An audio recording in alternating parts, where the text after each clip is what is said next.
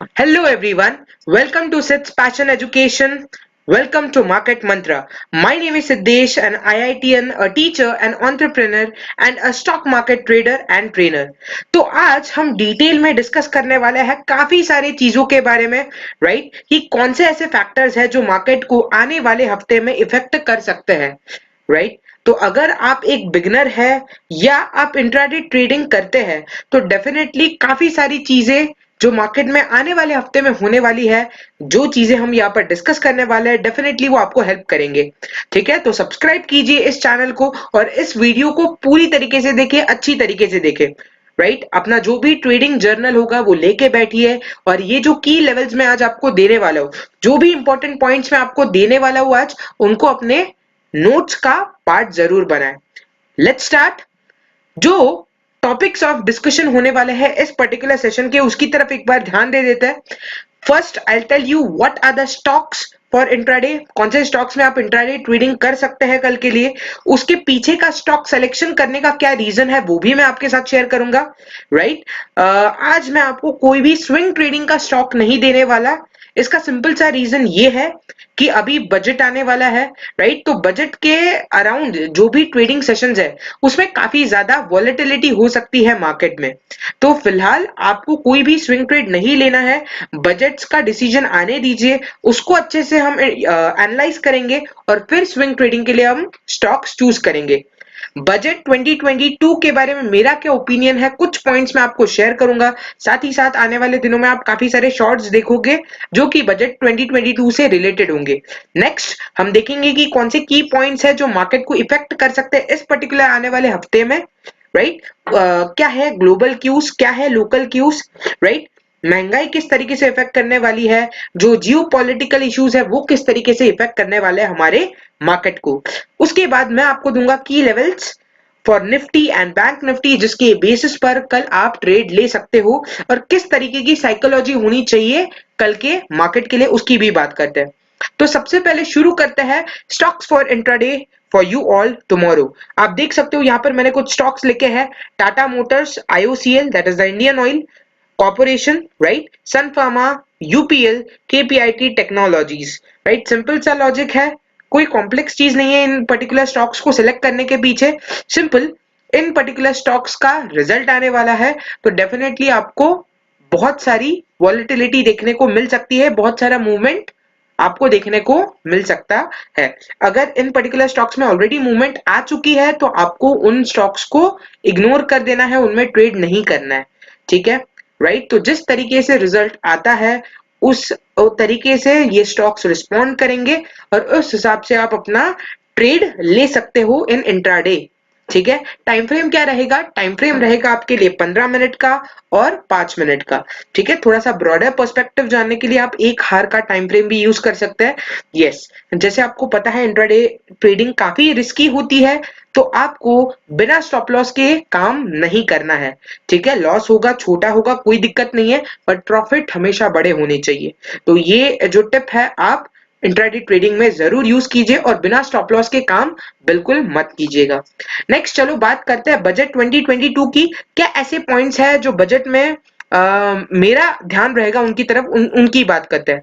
जैसे आप लोगों को पता है कि अगर हमें जो भी हमारे जीडीपी में जो डेफिसिट है, ठीक है, जो भी एक्स्ट्रा एक्सपेंडिचर है उसको अगर कवर करना है तो हमें इनकम सोर्सेस जनरेट करने की जरूरत है। लोगों की लाइफस्टाइल इंप्रूव करना है तो एम्प्लॉयमेंट लाना पड़ेगा। ठीक है, तो उसके लिए अगर हमें मेड इन इंडिया को प्रमोट करना है तो एफआईआईएस की री एंट्री होनी चाहिए। जैसे आपको पता है जो फेड का इंटरेस्ट रेट हाइक करने का जो रिस्क था, जो डर था, वो अभी मार्च तक तो टल गया है, राइट? तो होप करते हैं, आशा करते हैं कि बजट में, राइट, कुछ ऐसे पॉइंट्स गवर्नमेंट हमारे सामने रखे, राइट, जिससे एफआईएस की फिर से हमारे मार्केट में वापसी हो, राइट? तो अगर हमारे मार्केट को ऑल टाइम हाई को फिर से टच करना है तो डीआईएस के साथ साथ एफआईएस का भी साथ जरूर लगने ही लगने वाला है। उसके बाद बात करते हैं कौन कौन से ऐसे सेक्टर्स होंगे जिन पे हमारा ध्यान होना चाहिए। तो सिंपल, जैसे आपको पता है रूरल डेवलपमेंट एक काफी इंपॉर्टेंट सेक्टर रहेगा।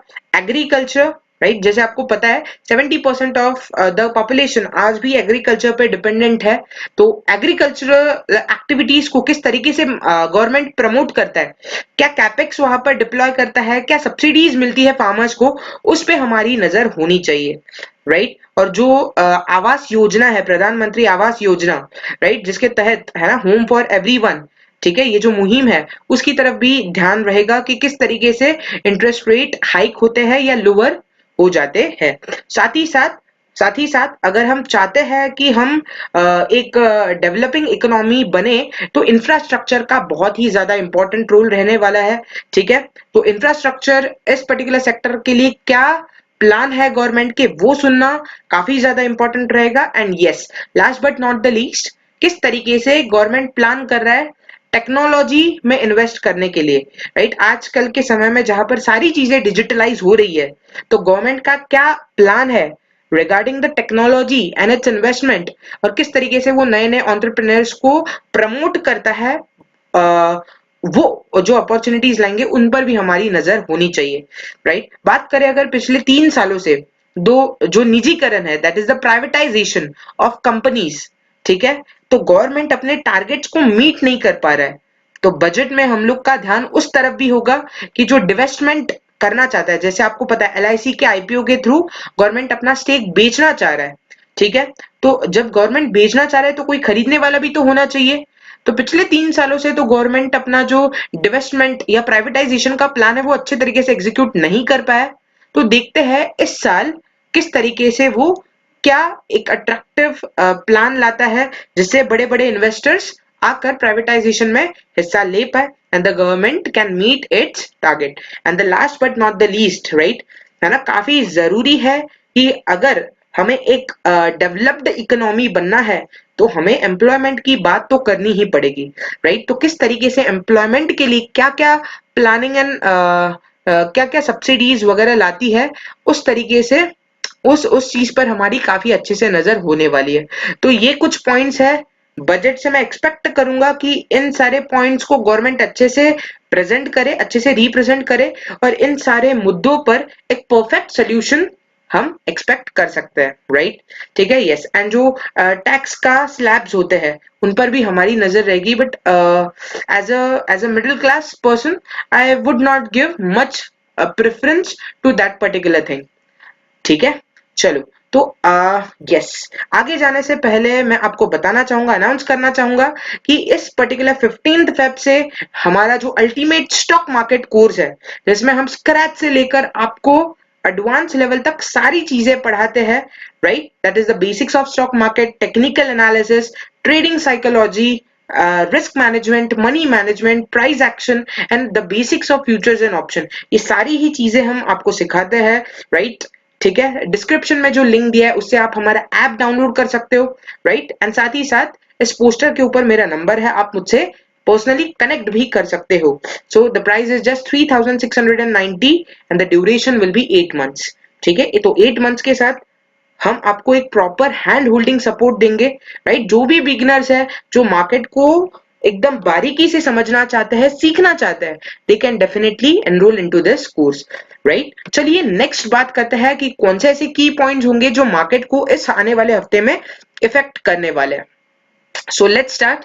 यस, तो जैसे कि आप लोगों को पता है कल 31 जनवरी, राइट, तो more than 100 companies will be releasing their quarter earnings, right. इन्हीं में से कुछ स्टॉक्स मैंने आपके लिए चूज करके आपको इंट्राडे के लिए भी दिया है, जैसे यूपीएल हो गया, सन फार्मा हो गया, आईओसीएल हो गया, टाटा मोटर्स हो गया, राइट। अगर आप चाहे तो जैसे केईसी इंटरनेशनल है, केपीआईटी और नवीन फ्लोरिन जैसे स्टॉक्स को भी आप रडार पर रख सकते हैं फॉर इंट्राडे, राइट। नीचे आ जाते हैं।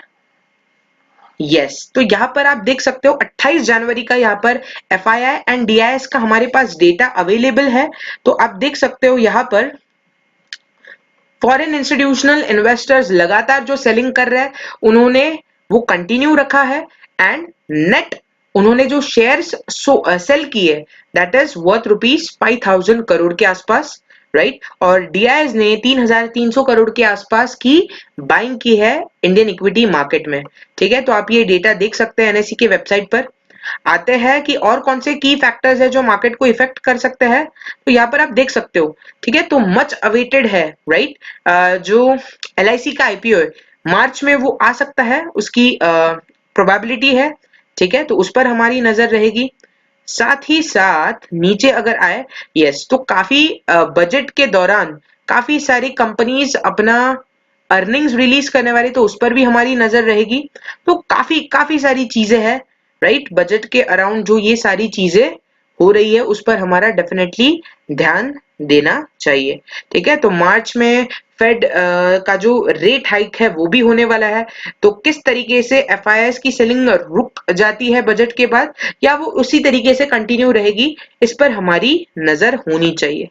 ओके, डेफिनेटली ऑयल प्राइसेस भी काफी ज्यादा इंपॉर्टेंट है, बिकॉज आपको पता है कि India is a net importer of the oil, है ना, मतलब हम प्रोड्यूस नहीं करते, हम ज्यादा ऑयल दूसरे देशों से इंपोर्ट करके हमारे देश में लाते हैं। ठीक है, बात करते हैं कुछ ग्लोबल क्यूज की, जैसे कि आप यहाँ पर देख पा रहे हैं, है ना, तो बहुत सारे जियो पॉलिटिकल टेंशन है, यूक्रेन और रशिया का जो वॉर लाइक सिचुएशन हुआ है। ठीक है, उस वजह से थोड़ा सा स्ट्रेन हो सकता है, राइट, मार्केट्स में, यूरोपियन एंड एशियन मार्केट्स में वो स्ट्रेन देखने को मिल सकता है। और काफी सारे मॉनेटरी पॉलिसीज जैसे कि bank of India and the European central bank, ठीक है, तो इस चीज की भी थोड़ी सी जो थोड़ा सा जो इफेक्ट है वो हमें अपने मार्केट में देखने को मिल सकता है। ठीक है, तो बात करेंगे उनकी भी in the other video, in some other video. बात करते हैं IPOs की। ठीक है, IPOs की के ऊपर आपकी नजर होनी चाहिए, और मैं अपना ओपिनियन आपको IPO के ऊपर देना चाहूंगा कि क्या मैं सब्सक्राइब कर रहा हूं उन IPO को या नहीं कर रहा हूं। जैसे बात करते हैं सबसे पहले अडानी विल्मार, ठीक है, which is a joint venture between Adani group and the Wilmar group of Singapore, right. जनवरी 31 को इसका लास्ट डेट है जब आप उसको अप्लाई कर सकते हो, राइट। अगर आज तक की बात करें तो 2 दिनों में ये जो IPO है ये 1.13 टाइम सब्सक्राइब हो चुका है। ठीक है, अगर बात करूं मैं अपनी, तो no doubt long term potential काफी मुझे दिखता है, FMCG सेक्टर में काफी अच्छा कर सकती है कंपनी। बट फिलहाल के लिए जो ये इनकी मांग है, I think they are more concern towards repaying their debt, है ना, तो जो उनका लोन है, जो उनके बोरोइंग्स है, ठीक है, उसको चुकाने के लिए कहीं ना कहीं मुझे लगता है ये IPO लाया गया है। तो इस वजह से मैं इंटरेस्टेड नहीं हूं इस पर्टिकुलर IPO में। साथ ही साथ अगर आप देखें तो इस पर्टिकुलर IPO का ग्रे मार्केट प्रीमियम भी कुछ खास नहीं है, तो इस वजह से भी मैं फील कर रहा हूं कि आपको भी इस पर्टिकुलर IPO के लिए अप्लाई नहीं करना चाहिए।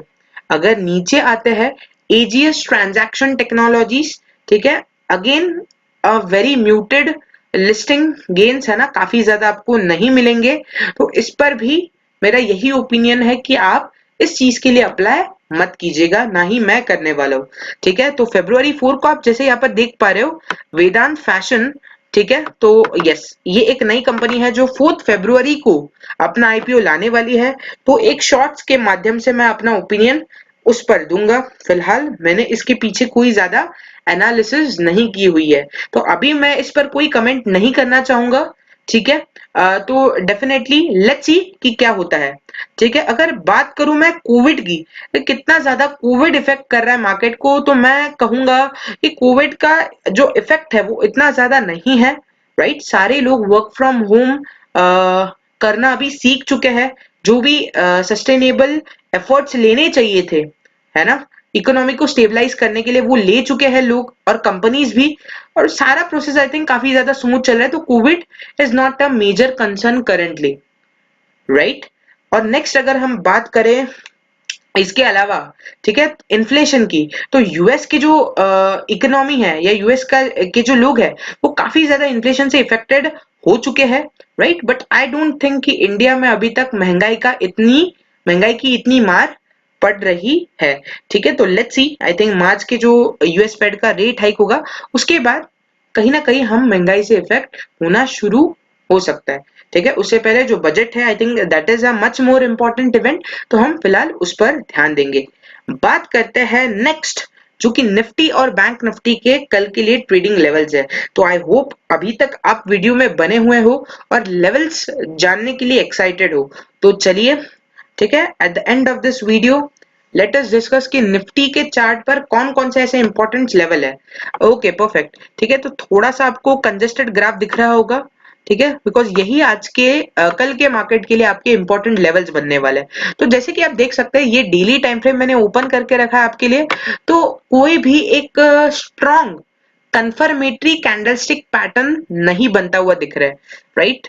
आप देखोगे बहुत सारे आर्टिकल्स पढ़ोगे तो ये shooting star but shooting star effective होता है एक अप ट्रेंड में, तो इसको मैं शूटिंग स्टार तो नहीं कहूंगा। और कोई ऐसा है ना इफेक्टिव कैंडलस्टिक पैटर्न मुझे तो यहाँ पर नहीं दिख रहा है। बट अगर आप चार्ट में देखें तो इन लेवल्स पर आपको थोड़ा सा हल्का हल्का बाइंग प्रेशर दिख रहा होगा। ये जो कैंडल्स की विक बनी है उस बेसिस पर मैं ये बात कर रहा हूँ। तो डेफिनेटली ये काफी ज्यादा एक इम्पॉर्टेंट डिमांड जोन बन जाता है हमारे निफ्टी के चार्ट्स के लिए, ठीक है। चलिए तो नेक्स्ट इन पर्टिकुलर डायग्राम्स को हटा देते हैं। नेक्स्ट आते हैं 15 मिनट्स के टाइम फ्रेम पे, जहां पर हमने ये इंपॉर्टेंट लेवल्स मार्क करके रखे हैं। यस, तो ये है कल आपके लिए कुछ इंपॉर्टेंट लेवल्स, ठीक है।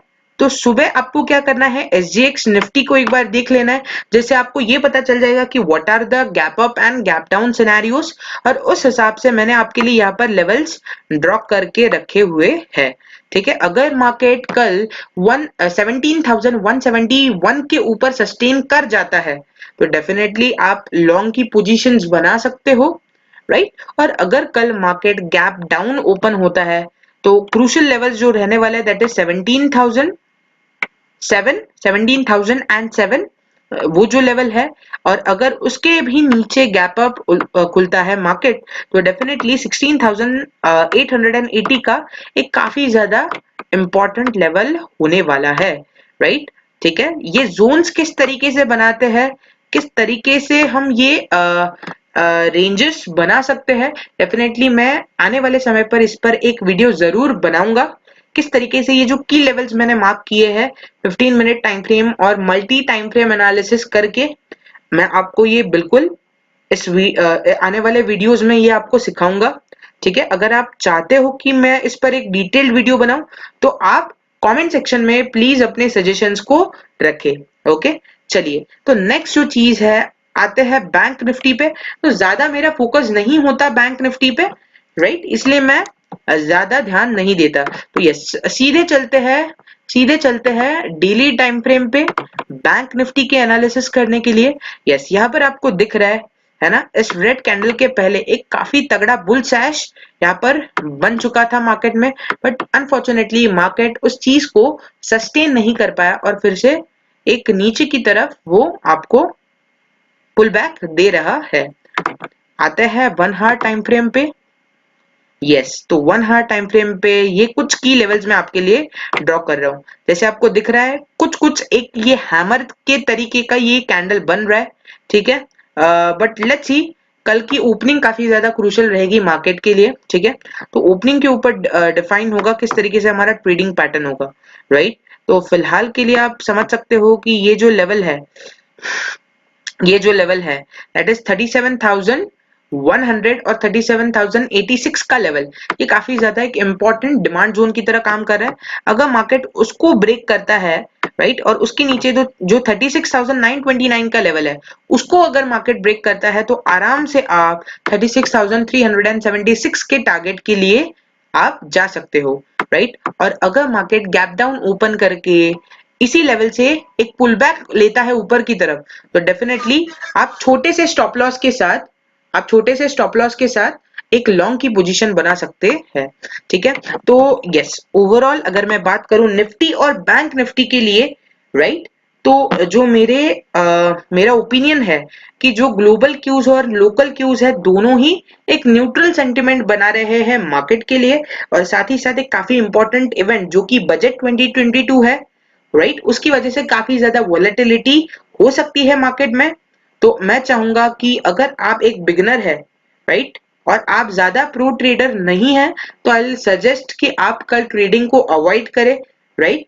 और जो एक प्रो ट्रेडर है उनको दोनों ही तरफ के मार्केट के लिए रेडी रहना चाहिए। अगर आपको एक लॉन्ग की पोजीशन लेनी है तो आप बिल्कुल पुट शॉर्ट कर सकते हो या कॉल बाय बाय कर सकते हो, और अगर मार्केट नीचे की तरफ जाता है तो आप एक पुट बाय या कॉल शॉर्ट आराम से आप कर सकते हो। यस, बट जैसे मैं हमेशा कहता हूँ, इंट्राडे ट्रेडिंग रिस्की है, अपने रिस्क को जाने बिना ट्रेड ना करे। ठीक है, यही मेरा आपसे सजेशन होगा। आई hope you like this particular video. अगर अच्छा लगा है तो अपने दोस्तों के साथ शेयर करें जो मार्केट की छोटी छोटी बारीकियों को सीखना चाहते हैं। यस, और अगर आप हमारे साथ जुड़ना चाहते हैं तो बिल्कुल आप इस नंबर पर हमारी टीम के साथ कांटेक्ट कर सकते हैं, and we are most welcome to teach you the stock market from scratch. ठीक है, साथ ही साथ हमारी जो फ्री ट्रेडिंग कम्युनिटी है उसका भी आप पार्ट बन सकते हैं।